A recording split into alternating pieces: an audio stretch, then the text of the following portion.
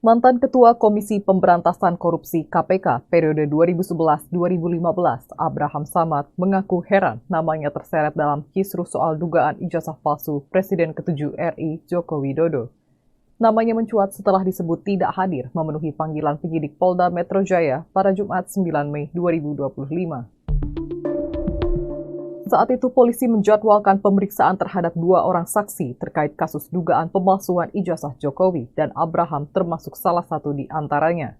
Pihak kepolisian menyatakan bahwa Abraham Samad tidak menghadiri pemeriksaan tersebut. Nama Dr. Abraham Samad SH.MH tidak asing dalam dunia hukum dan pemberantasan korupsi di Indonesia.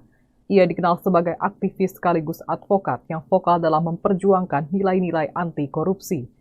Menjabat sebagai Ketua KPK dari tahun 2011 hingga 2015, Abraham juga merupakan sosok di balik pendirian Anti-Corruption Committee Sulawesi, sebuah LSM yang bergerak di bidang pengawasan dan pemberantasan korupsi.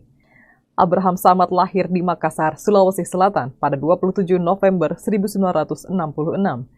Kini ia tetap aktif menyuarakan berbagai isu hukum dan keadilan. Ia adalah anak dari pasangan Andi Samad dan Siti Mariam, serta telah membangun rumah tangga bersama istrinya Indriana Kartika. Dari pernikahan tersebut, mereka dikaruniai 2 orang anak. Perjalanan pendidikan Abraham Samad dimulai di Universitas Hasanuddin Unhas Makassar, tempat ia menempuh pendidikan hukum hingga meraih gelar sarjana hukum di usia 26 tahun.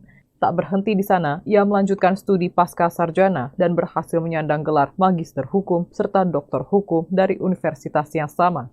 Abraham Samad mengawali karir setelah lulus kuliah dan memutuskan untuk menjadi advokat pada 1995. Untuk menunjang profesi yang digelutinya, ia pun mendirikan sebuah lembaga swadaya masyarakat yang diberi nama Anti-Corruption Committee Sulawesi.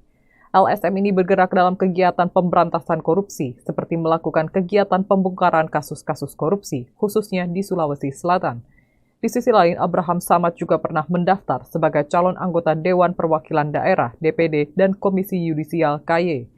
Namun semuanya gagal hingga ia memutuskan mengikuti seleksi calon pimpinan KPK.